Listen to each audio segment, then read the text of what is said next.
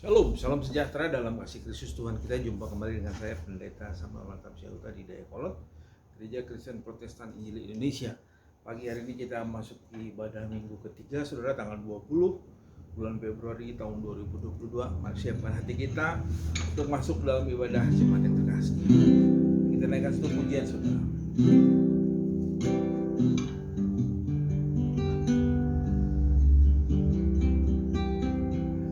Sungguh indah tiada taranya, sungguh menakjubkan,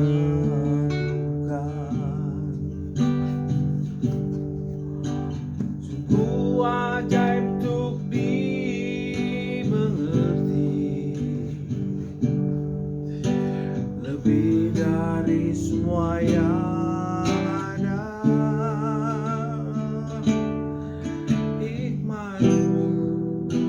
tiada terselami, kasih-Mu dalam tak terduga. Kau sungguh indah tiada taranya, mulia dan berkuasa.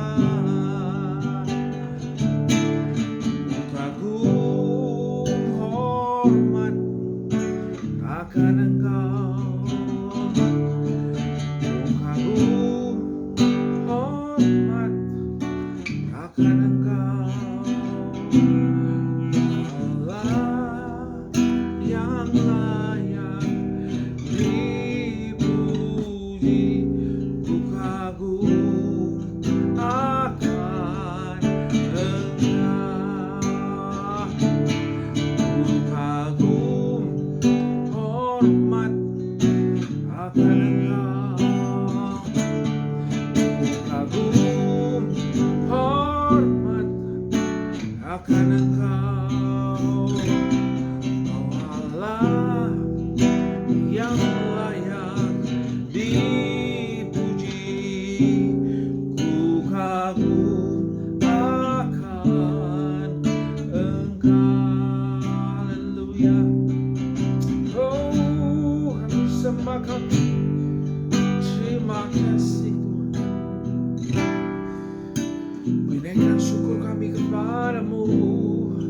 Kami sembah Kau Tuhan. Bersyukur padamu. Haleluya. Terima kasih. Terima kasih. Haleluya.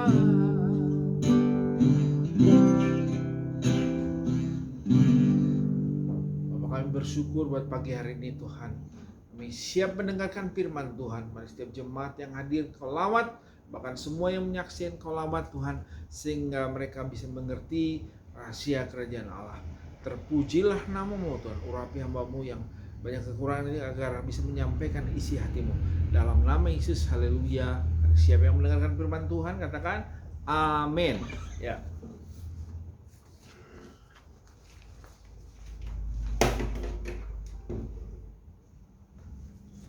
Shalom saudara, pagi ini adalah masukin minggu ketiga tanggal 20. Kita udah belajar minggu yang lalu tentang rahasia hukum pertumbuhan kerajaan Allah di dalam kehidupan berjemaat, saudara. Nah, hari ini kita akan lanjutkan, saudara, ya, kita lanjutkan tentang kebenaran firman Tuhan yang akan saya sampaikan, saudara, mulai tentang pengajaran tentang kerajaan Allah.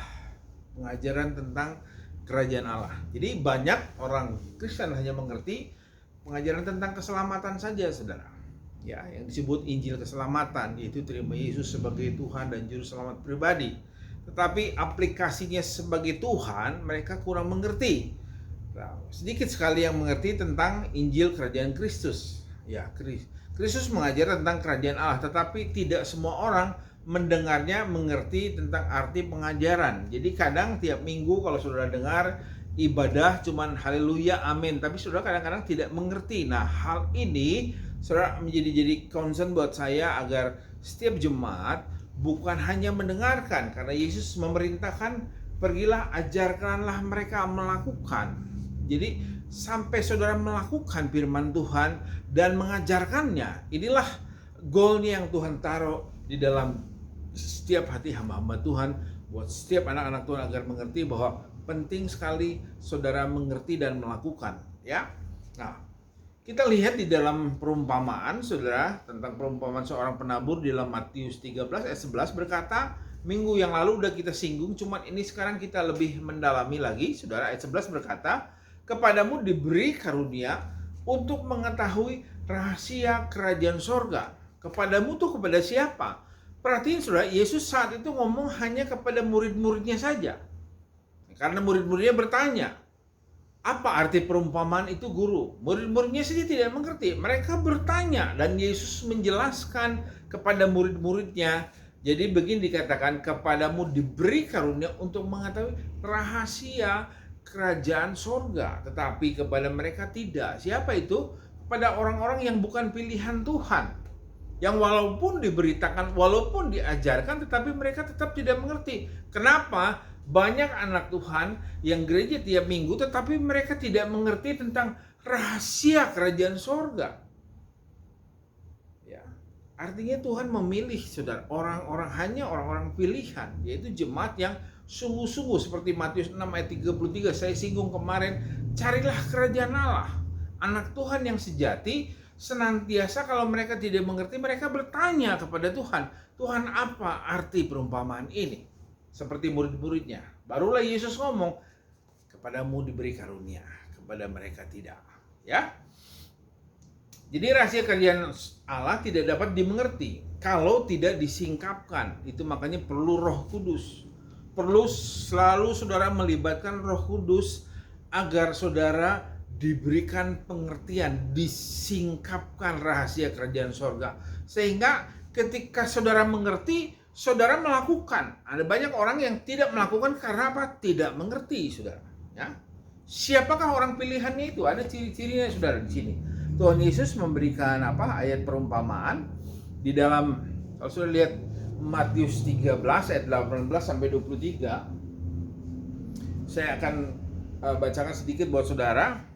Kepada setiap orang, ayat 19, kepada setiap orang yang mendengar firman tentang kerajaan sorga, tetapi tidak mengertinya, datanglah si jahat dan merampas yang ditabur di dalam hati orang itu. Itulah benih yang ditabur di pinggir jalan. Jadi tanda-tandanya jelas sekali, saudara.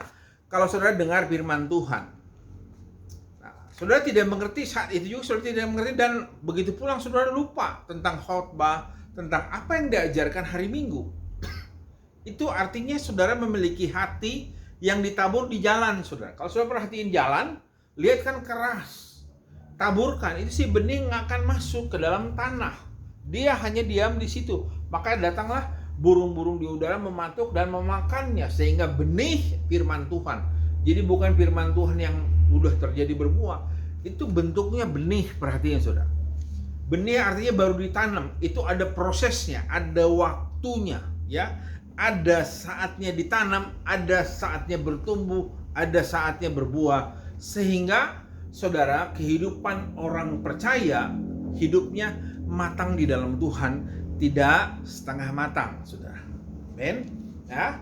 Ayat selanjutnya dikatakan, benih yang ditaburkan di tanah yang berbatu ialah orang yang mendengar firman itu dan segera menerimanya dengan gembira. Tetapi ingat, ia tidak berakar dan tahan sebentar saja.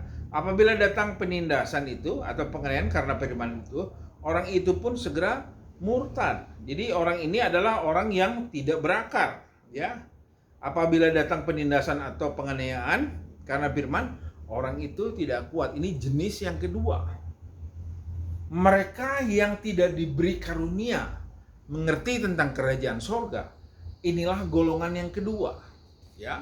Golongan yang pertama tadi adalah tanah yang mendengarkan khotbah, begitu pulang keluar pintu gereja dia lupa, dan itu benih firman Tuhan sudah dipatuk sama si jahat, ya. Yang kedua adalah orang yang hanya sebentar saja, saudara. Gembira, mengerti, tidak mengerti, dikatakan ayat ini, tetapi ia tidak berakar dan tahan sebentar saja. Ya. Dan akhirnya dia melupakan firman Tuhan. Ayat 22, yang ditabur di tengah semak duri ialah orang yang mendengar firman itu lalu apa? Kekhawatiran dunia dan tipu daya kekayaan menghimpit firman itu sehingga tidak berbuah. Nah, ini tipe ketiga. Kalau udah kekhawatiran, saudara, ya, kekayaan, saudara, ya, tekan hanya karena ada berkat, ada keuntungan di sana, saudara tinggalkan ibadah, tinggalkan doa, tinggalkan persekutuan, itu artinya ini hati yang ketiga, jenis yang ketiga, ya.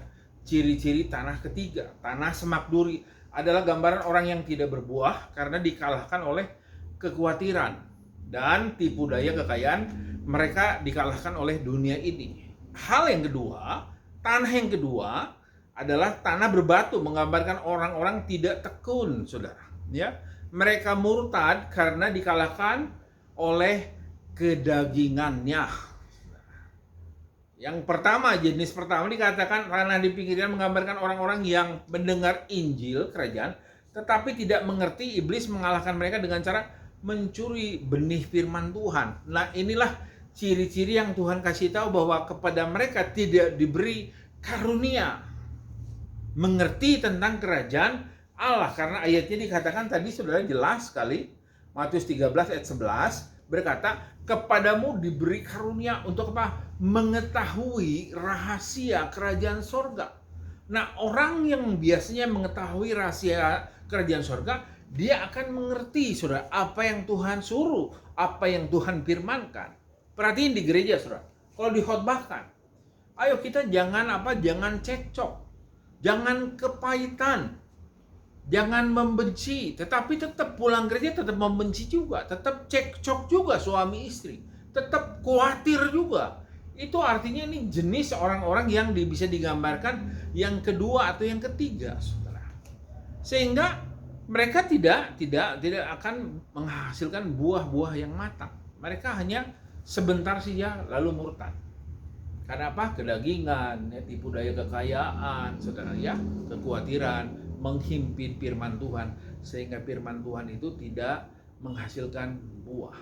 Jadi jangan senang dulu kalau saudara sudah jadi pelayan Tuhan di gereja, terus saudara tipenya masih sama dengan tipe 1, kedua, dan ketiga, maka saudara bisa digolongkan dengan orang-orang yang tidak diberi karunia untuk mengerti kerajaan sorga.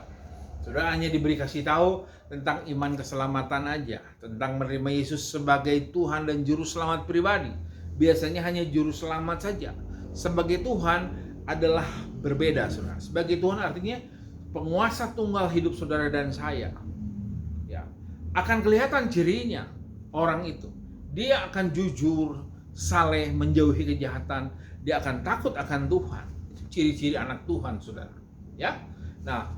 Yang keempat, saudara, jenis yang keempat dikatakan, jenis keempat adalah, ya, dikatakan ayat ke-23, dikatakan yang ditaburkan di tanah yang baik ialah orang, perhatiin, mendengar firman dan mengerti, dan karena itu ia berbuah. Ada yang 100, ada yang 60, dan ada yang 30 kali lipat. Mendengar dan mengerti, karena itu dia dikatakan, ya, dia mendengar firman dan mengerti, dan karena itu ia berbuah. Karena mengerti maka berbuah. Makanya saya tidak heran kalau ada anak-anak Tuhan yang dikasih tahu tiap minggu, tetapi dia tetap tidak menghasilkan buah. Saya bisa golongkan dengan 3 tanah tadi. Oh, orang ini berarti belum diberi karunia untuk mengerti kerajaan sorga. Makanya saudara kerjakan keselamatanmu, tekuni terus. Tuhan bilang carilah kerajaan Allah dan kebenarannya, cari terus. Udah, setiap minggu saya bolak-balik ajar ini, saya perdalam sedikit demi sedikit agar saudara mengerti betapa baiknya Tuhan Yesus kepada saudara dan saya. Amen. Jadi 3 tanah ini, ketiga orang tersebut bukanlah orang yang lahir baru, ya. 1 Yohanes 2 ayat 16 berkata begini. Sebab semua yang di dalam dunia, yaitu keinginan daging, keinginan mata serta keangkuhan hidup, bukanlah berasal dari Allah. Ya, 1 Yohanes 2 ayat 16, saudara boleh baca di rumah. Ya, sebab semua yang di dalam dunia, yaitu keinginan daging, keinginan mata serta keangkuhan hidup, bukanlah berasal dari Allah. Ya. Jenis tanah yang keempat adalah gambaran orang yang percaya atau Kristen sejati. Mereka mendengar Injil dan mengerti lalu berbuah. Ada yang 100, ada yang 60, ada yang 30 kali lipat. Ada buah roh, ada buah jiwa. Yang pertama buah pertobatan, buah roh, terus buah yang ketiga adalah buah jiwa. Dia bawa orang senantiasa. Dia senantiasa membawa orang untuk mengerti tentang rahasia kerajaan sorga. Cirinya gampang. Kalau saudara betul anak Tuhan, saudara pasti bawa apa? Pertobatan. Dulunya suka nipu, nggak nipu lagi. Dulunya suka ngomong kosong, nggak omong kosong lagi. Dulunya suka nyindir-nyindir orang, sekarang udah nggak nyindir-nyindir orang lagi. Dulunya gampang sakit hati. Dulunya suka egois, sekarang udah nggak egois lagi. Ada banyak anak Tuhan seperti itu. Bahkan seorang hamba Tuhan pun kadang-kadang kelihatan. Ada beberapa yang saya kenal, saudara. Itu mereka ya ada iri hatinya, ada nggak sukanya. Saya bukan menjelekan, tapi ini saya mengasih tahu. Dulu pun saya seperti begitu orangnya. Tetapi begitu mengerti rahasia kerajaan sorga, saya buru-buru tinggalkan sifat-sifat yang demikian, saudara. Karena itu tidak membangun. Selalu terjadi perpecahan. Karena firman Tuhan berkata, di mana-mana ada mementingkan diri sendiri, di situ akan timbul, saudara, kekacauan. Amin. Kalau setiap saudara dimanapun saudara berada, di dalam perkumpulan, di dalam grup, di dalam apa juga, kalau ada orang yang mementingkan diri sendiri, di situ ada kekacauan, saudara. Kelihatan tidak maksimal grup itu, tidak maksimal persekutuan itu. Karena apa? Ada orang-orang yang mementingkan dirinya sendiri, ya. Nah, hanya ada segelintir orang-orang yang sederhana, yang umumnya tidak terpelajar, yang percaya. Ia kelihatannya sangat tidak berarti, seperti biji sesawi, saudara, ya. Yang awalnya kecil dan tidak berarti, tetapi ia mempunyai kuasa yang bertumbuh pesat menjadi raksasa yang sehat, ya, yang hebat dan spektakuler. Ya. Jadi kerajaan Allah tuh datang tanpa tanda-tanda. Awalnya kecil, awalnya kelihatan sepele, tapi lama-lama akan kelihatan, saudara. Semakin hari semakin besar, semakin hebat, semakin spektakuler, karena kuasa Allah lah yang melakukannya, saudara. Jadi saya ulang kembali lagi, saudara, sampai di mana kekristenan saudara, kehidupan saudara sebagai murid Kristus. Saya tidak bilang jemaat lagi, tetapi saya bilang murid Kristus, karena murid ada tujuan. Dia satu kali sama dengan gurunya, saudara. Ya, dia roh. Apa pertama? Pertobatan. Buah pertobatan. Yang kedua adalah, saudara, buah roh. Yang ketiga adalah buah jiwa. Itu jangan dibalik, saudara. Biasanya dia tobat. Ketika dia dengar firman Tuhan, dia tobat. Saya pun pertama kali kenal Tuhan adalah ketika saya digerakkan terus setiap pagi untuk berdoa. Ya, pingin berdoa saja rasanya. Kenapa? Karena rasanya tidak bisa apa-apa. Rasanya tidak mampu bikin apa-apa. Makanya saya berdoa pagi-pagi jam 4, doa. Saya tanya Tuhan, saya berdoa menyembah Tuhan, saya tidak tahu cara menyembah Tuhan yang benar, tapi saya bilang, Tuhan, singkapkan. Seperti ada doa, singkapkan, ya, selidiki, singkapkan semua yang terselubung, sehingga aku mengerti Tuhan. Setiap kali Tuhan bilang, kalau engkau butuh sesuatu, mintalah, Tuhan bilang. Mintalah, ketuklah pintu, carilah maka engkau akan mendapat. Demikian firman Tuhan, jemaat yang terkasih. Saya percaya kalau sudah sungguh-sungguh di dalam Tuhan, saudara akan respon di YouTube, saudara akan respon di WA, saudara akan respon dimanapun juga ketika jumpa. Sehingga semakin semangat saya mendoakan saudara. Ya. Tapi kalau saudaranya tidak ada respon, tidak ada apa, bagaimana saya mau tahu kalau saudara ada responnya, ada semangatnya. Karena ketika saudara menerima hamba Tuhan sebagai hamba Tuhan, maka saudara menyambut Yesus Kristus sebagai Tuhan dan Juru Selamat pribadi. Tapi kalau saudara menolak, maka saudara sedang menolak Tuhan Yesus. Inilah firman Tuhan, jemaat yang terkasih. Saya rindu saudara mengalami perubahan, saudara mengalami pertumbuhan, pertobatan, ya, buah roh dan buah jiwa. Saudara alami 3 buah-buah ini. Saya percaya tidak akan lama lagi kehidupan saudara akan mengalami peningkatan di dalam Tuhan. Kalau Tuhan ada di dalam saudara, artinya apa saja yang sudah ada di dalam kerajaan surga tinggal saudara minta dan akan terwujud di bumi ini. Amin. Demikian firman Tuhan, saya tidak perpanjang. Biarlah segala pujian hormat kepada Tuhan.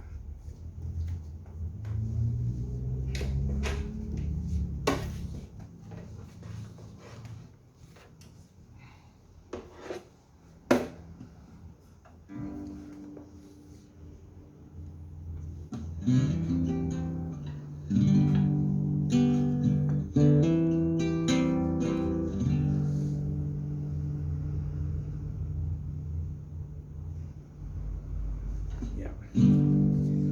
Kau sungguh indah tiada taranya, sungguh menakjubkan, sungguh ajaib untuk dimengerti, lebih dari semua yang ada. Hikmat-Mu tiada terselami, kasih-Mu dalam tak terduga. Oh, sungguh indah tiada taranya, mulia dan berkuasa. Kagum hormat akan Engkau, kagum hormat akan Engkau. Kau Allah yang layak dipuji, ku kagum akan Engkau. Haleluya.